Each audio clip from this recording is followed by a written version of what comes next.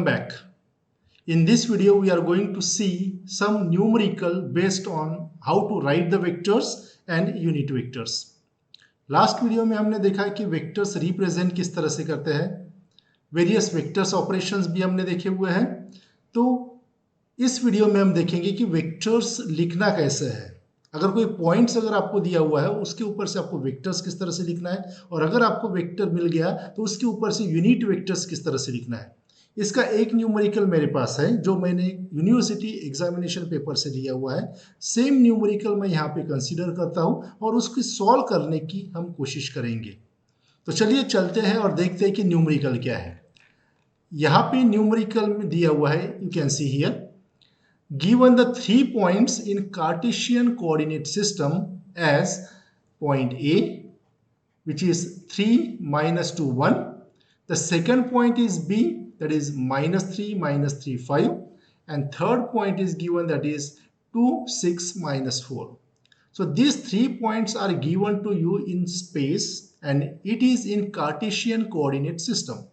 So in Cartesian coordinate system, every point or any point is represented by 3 coordinates, that is x coordinate, y coordinate and z coordinate, right? तो here for any point, for example मैं a point का अगर example लेता हूं तो यहाँ पे 3, -2, 1 दिया हुआ है। इसका मतलब यहाँ पे x coordinate is 3, y coordinate is -2 and z coordinate is 1.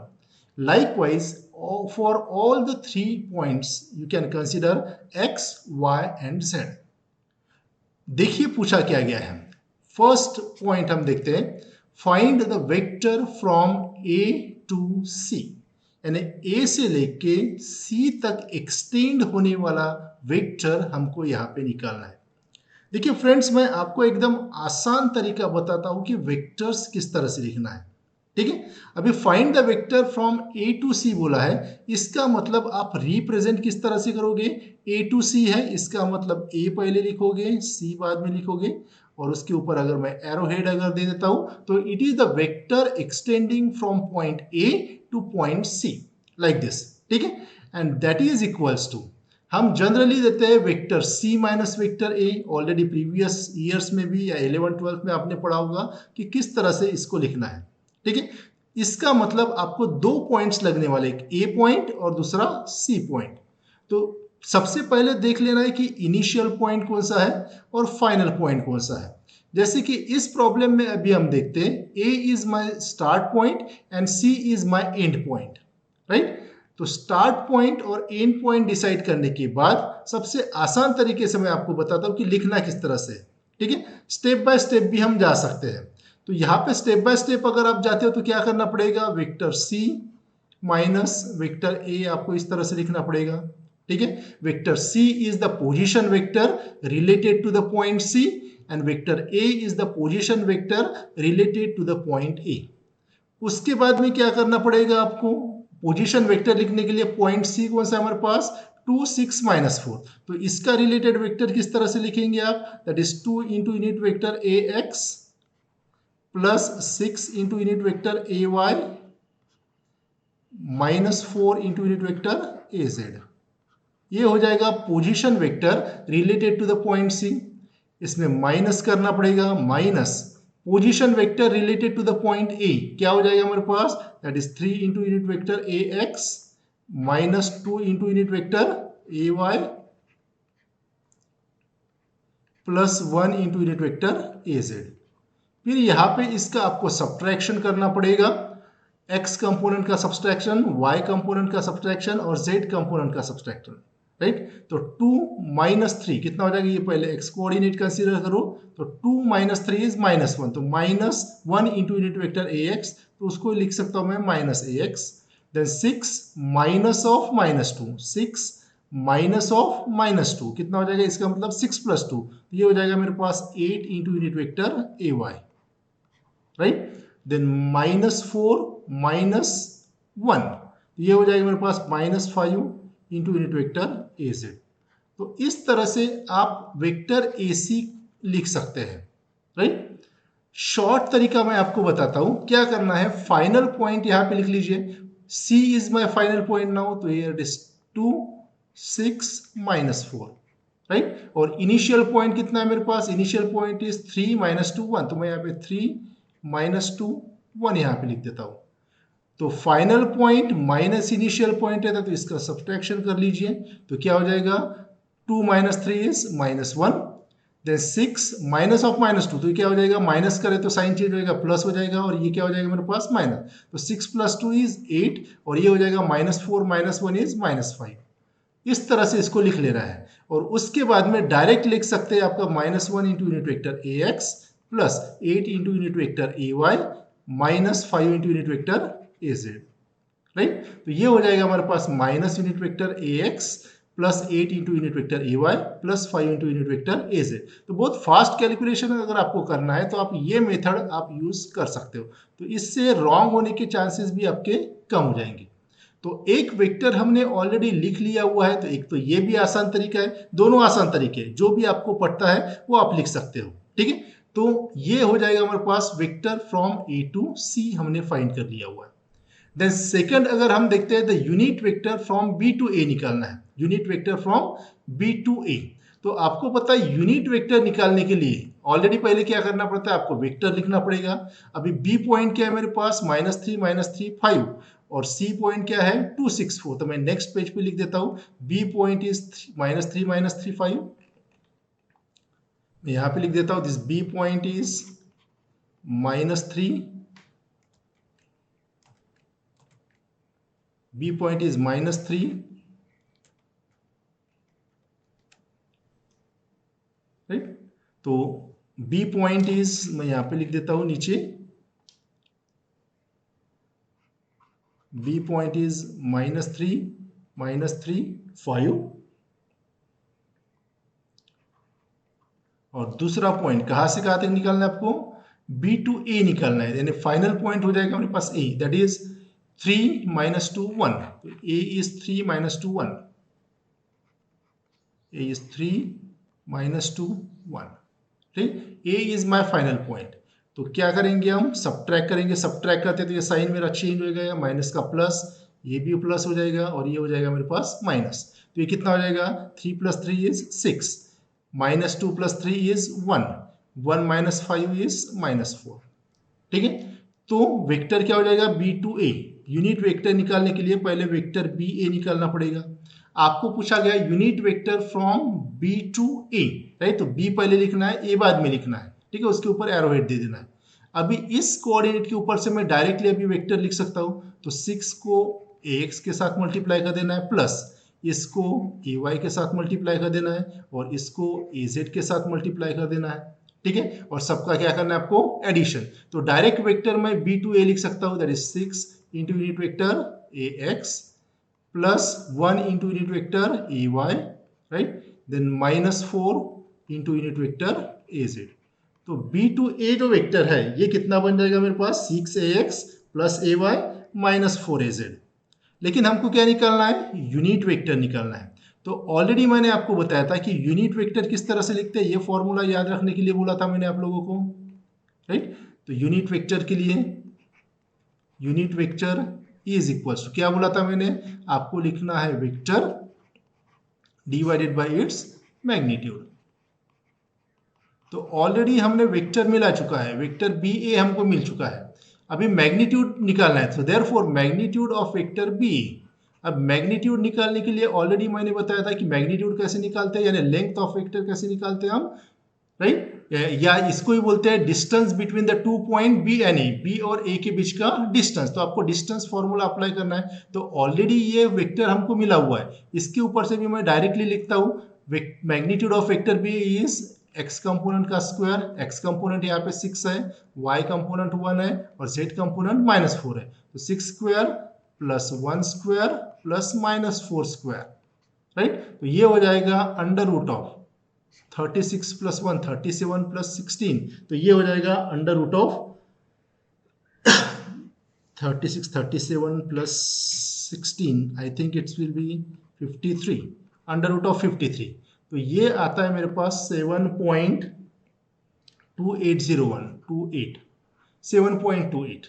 तो ये हो जाएगा मेरे पास मैग्नीट्यूड। सो देयरफॉर वेक्टर क्या लिखेंगे, देयरफॉर यूनिट वेक्टर, अभी यूनिट वेक्टर कैसे रिप्रेजेंट करते हैं? Unit vector is by small A, B to A के बीच डायरेक्शन में चाहिए, तो unit vector from B to A is equals to, अभी वेक्टर पहले लिख लेना है, vector is 6 into unit vector A x plus unit vector A Y minus 4 into unit vector A Z divided by its magnitude. इसका magnitude कितना आया हुआ है? एक तो अंडर रूट ऑफ 53 लिख सकते हैं, या ऑलरेडी अंडर रूट ऑफ 53 की वैल्यू हमने निकाला हुआ है, दैट इज 7.28। सो देयरफॉर ये जो यूनिट वेक्टर आएगा हमारे पास from B to A is equals to, कैसे निकालेंगे हम? 6 डिवाइडेड बाय 7.28, 6 डिवाइडेड बाय 7.28 आएगा आपका 0.8241, 0.8241 into unit vector A x plus 1 divided by 7.28, ये मिलेगा 0.1373, 0.1373 इंटू यूनिट वेक्टर ए वाई, देन माइनस, क्योंकि माइनस 4 डिवाइडेड बाय 7.28 है, तो ये कितना आएगा? माइनस 0.5494 इंटू यूनिट वेक्टर ए जेड। तो इस तरह से आप यूनिट वेक्टर निकाल सकते हो from point B to A. ये हो जाएगा सेकेंड पार्ट का आंसर, राइट। थर्ड पॉइंट देखिए क्या निकालना है। थर्ड पॉइंट आपको निकालना है the distance from B to C, distance from B to C, B point भी दिया हुआ है, सी पॉइंट भी दिया हुआ है, तो डिस्टेंस निकालना है। इसका मतलब distance between B to C is nothing but the magnitude of vector from B to C, या डायरेक्टली डिस्टेंस फॉर्मूला भी अप्लाई कर सकते हो। बी पॉइंट है मेरे पास, नेक्स्ट स्लाइड पे चला जाता हूं, -3 5, राइट। बी पॉइंट है -3 5, राइट, और बी टू सी बोला है, तो सी पॉइंट का कोऑर्डिनेट हमको देखना पड़ेगा, सी इज 2 6 -4, 2 6 -4, सी पॉइंट इज 2 6 -4। अभी डिस्टेंस बोला है फ्रॉम बी टू सी बोला, तो distance is nothing but the length of the vector from B to C, ठीक है। तो इसका मतलब मॉड ऑफ क्या लिखेंगे? Vector B C. एक तो पहले वेक्टर निकाल सकते हैं और उसके बाद में उसका मैग्नीट्यूड निकालते हैं, तो वो हो जाएगा आपका distance between B to C, या डायरेक्टली डिस्टेंस फॉर्मूला भी अप्लाई कर सकते हो। डिस्टेंस फॉर्मूला क्या बोलते हैं हमारे पास? ऑलरेडी 10th 11th 12th में कहीं भी आपका हुआ होगा। डिस्टेंस फॉर्मूला क्या बोलते हैं हमारे पास? Under root of difference between X coordinate उसका स्क्वायर, ठीक है। तो final point minus initial point, तो final point is C, initial point is B, तो इसको किस तरह से लिखना है आपको? 2 माइनस ऑफ -3, ठीक है, यहाँ पे स्क्वायर ब्रैकेट ले लेता हूं मैं, 2 माइनस ऑफ -3 इसका स्क्वायर, ठीक है, प्लस दूसरा y कोऑर्डिनेट 6 माइनस ऑफ -3, तो 6 minus of -3 difference between the y coordinate plus difference between the z coordinate, तो 4 माइनस 5 इज 4 माइनस 5 इसका स्क्वायर, ठीक है। सो this is your distance formula. Directly distance बोला है तो मैंने डिस्टेंस फॉर्मूला अप्लाई कर दिया 2 पॉइंट के ऊपर।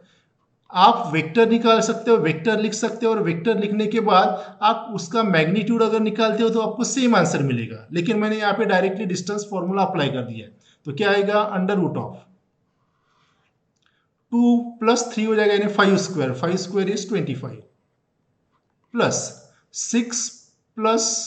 6 माइनस ऑफ -3 यानी 6 प्लस 3 9 हो जाएगा, तो 9 का स्क्वायर 81 प्लस 4 माइनस 5 इज -1, तो -1 का स्क्वायर इज 1, तो ये हो जाएगा अंडर रूट ऑफ 26, तो 81 प्लस 26 ये हो जाएगा 107, तो under root of 107। So distance कितना मिलेगा मुझे? अंडर रूट ऑफ 107, तो ये आता है आपका 13.6747।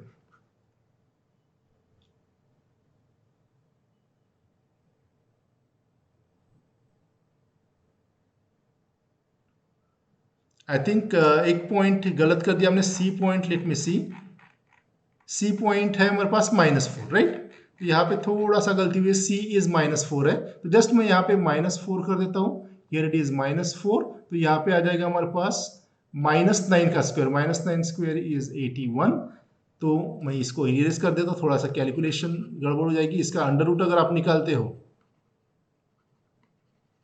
ये 13.6747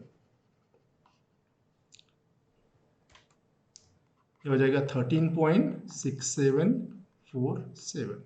so distance between point B and C ये आया हुआ है हमारे पास 13.6747।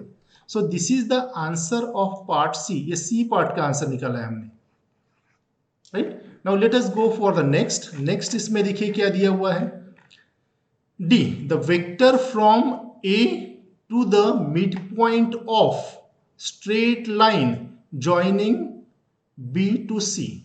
आई रिपीट, इसको अच्छी तरह से समझ लीजिए। अब वेक्टर फ्रॉम, वेक्टर कहां से निकालना है? ए पॉइंट से निकालना है। कहां तक निकालना है? To the mid point of the straight line joining B to C, यानी बी और सी को जोड़ने वाला जो स्ट्रेट लाइन है उसका मिड पॉइंट आपको लेना है, और उस मिड पॉइंट तक आपको ए से क्या करना है? वेक्टर निकालना है। मैं क्लियर कर देता हूं क्या करना है। देखिए, डी पार्ट का आंसर हम यहां पे सॉल्व कर देते हैं। क्या करना है? बी और सी को एक स्ट्रेट लाइन से जोड़ना है आपको। This is B point, this is C point. Mid point of B और सी क्या आएगा? एक नया पॉइंट आ जाएगा, ठीक है। इसको बोलता हूं मैं एम पॉइंट। और वेक्टर कहां से निकालना है आपको? ए पॉइंट से लेके इस मिड पॉइंट तक निकालना है। This is the vector from A to the mid point of line joining B to C. अब ये तीनों कोऑर्डिनेट्स आपके पता रहना जरूरी है। तो तीनों कोऑर्डिनेट देखिए, मैं कोऑर्डिनेट लिख लेता हूं। ए का कोऑर्डिनेट देखिए, ए इज नथिंग बट 3 -2 1 ये दिया हुआ है। बी का कोऑर्डिनेट दिया हुआ है आपको -3 5 ये दिया हुआ है। और सी का कोऑर्डिनेट दिया आपको 2 6 -4। आप न्यूमेरिकल में देख सकते हैं, ठीक है। तो कोई भी वेक्टर निकालने के लिए क्या जरूरत है आपको? 2 पॉइंट की जरूरत है। लेकिन इस मिड पॉइंट के कोऑर्डिनेट आपको दिया नहीं है। तो इस मिड पॉइंट के कोऑर्डिनेट अगर आपको दिए नहीं है तो ये कोऑर्डिनेट पहले मुझे निकालना पड़ेगा, ठीक है। ये कोऑर्डिनेट किस तरह से निकालेंगे? देखिए, एम पॉइंट के कोऑर्डिनेट मिड पॉइंट अगर निकालना है तो क्या करना है? ये एक्स कोऑर्डिनेट का सम करना है डिवाइडेड बाय 2 करना है, ठीक है। एवरेज वैल्यू निकालनी है क्योंकि ये दोनों के बीच में है पॉइंट। तो इसलिए क्या करूंगा? -3 + 2 करूंगा, डिवाइडेड बाय 2 अगर करता हूं तो मिड पॉइंट मिलेगा, ठीक है। कौन सा? X coordinate. वाई कोऑर्डिनेट के लिए भी वैसे ही करना है। -3 डिवाइडेड बाय 6 सॉरी -3 + 6 करना है डिवाइडेड बाय 2। और जेड कोऑर्डिनेट के लिए 5 + -4 करना है डिवाइडेड बाय 2। यानी मिड पॉइंट के जो कोऑर्डिनेट्स आएंगे वो इस तरह से आएंगे। देखिए, -3 + 2 divided by 2। Then y coordinate क्या आएगा? -3 + 6 डिवाइडेड बाय 2। और z कोऑर्डिनेट आएगा 5 - 4 divided by 2। Simply x coordinate का सम डिवाइडेड बाय 2 कर देना है, ठीक है। y कोऑर्डिनेट का सम डिवाइडेड बाय 2 और z कोऑर्डिनेट का सम डिवाइडेड बाय 2। तो मिड पॉइंट के जो कोऑर्डिनेट्स आएंगे वो क्या आएंगे मेरे पास? देखिए, -3 + 2 यानी -1 डिवाइडेड बाय 2। तो ये आएगा मेरे पास -0.5, राइट। ये कितना आएगा? देखिए, -3 + 6 यानी 3 डिवाइडेड बाय 2 यानी 1.5 आएगा। और ये आएगा हमारे पास 0.5। यानी मिड पॉइंट के जो कोऑर्डिनेट्स है ये कोऑर्डिनेट मुझे मिले हैं अभी। यहाँ पे ग्रीन कलर से लिख देता हूँ, दैट इज -0.5 देन 1.5 और 0.5। ये कोऑर्डिनेट्स मुझे मिल गया। एक बार मुझे कोऑर्डिनेट्स मिल गए 2 पॉइंट के तो उसके बाद में उसका वेक्टर लिखना बहुत आसान हो जाएगा, ठीक है। क्योंकि हमको पूछा क्या है? Vector from A to M, mid point, ठीक है। अभी फाइनल पॉइंट कितना हो जाएगा? फाइनल पॉइंट देखिए मिड पॉइंट हो जाएगा हमारे पास। और इनिशियल पॉइंट कौन सा हो जाएगा हमारे पास? Start point A. तो ये हो जाएगा -0.5 1.5 0.5, ठीक है। और ए का कोऑर्डिनेट कितना है? 3 -2 1। तो अभी डायरेक्टली वेक्टर लिख सकते हैं from A to M, that is A M और इसके ऊपर बार। तो ये हो जाएगा वेक्टर ए एम। अभी क्या करना है?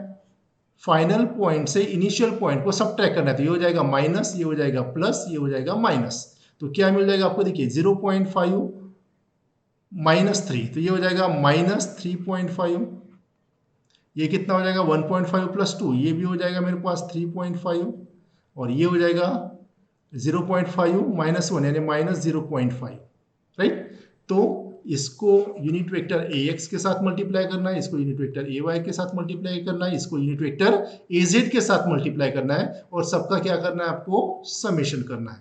तो वेक्टर am क्या बनेगा मेरे पास, वेक्टर am बन जाएगा that is -3.5 into unit vector ax, right, plus 3.5 into unit vector ay minus 0.5 into unit vector az। तो इस तरह से ये आपके vectors from a to m आपका मिल जाएगा, राइट। तो this is the answer of your last part. तो you can go step wise, आप वेक्टर्स लिख सकते हो डायरेक्टली, या इस तरह का कंसेप्ट शॉर्ट में यूज करके आपको गलती होने के चांसेस बहुत कम रहते हैं, इसलिए ये मेथड भी आप फॉलो कर सकते हैं। या आप वेक्टर a लिख सकते हो, पहले इस पॉइंट का पोजीशन वेक्टर लिख सकते हैं। इस पॉइंट का पोजीशन वेक्टर क्या आएगा, 3 into unit vector ax minus 2 into unit vector ay plus unit vector az। ये पोजीशन वेक्टर हो, इसका हो जाएगा। यम का यूनिट वेक्टर क्या हो जाएगा, minus 0.5 into unit vector ax plus 1.5 into unit vector ay plus 0.5 into unit vector az, ये लिख सकते हैं। और उसके बाद में vector m minus vector a अगर आप करते हो, ठीक है, तो भी आपका सेम वेक्टर यहाँ पे मिल जाएगा, राइट। तो this is the answer of our last part. तो होप कि आप लोगों को ये न्यूमेरिकल समझ में आया होगा। It's very easy. अगर ये समझ में आ गया तो वेक्टर्स लिखना आपको आ गया ऐसे मैं समझ जाऊंगा, ठीक है। और आगे के न्यूमेरिकल जो है वो आसान होते जाएंगे। ये तो बहुत सिंपल प्रॉब्लम है, धीरे धीरे कॉम्प्लिकेटेड प्रॉब्लम्स की तरफ हम धीरे धीरे बढ़ेंगे। So friends, that's all for this video.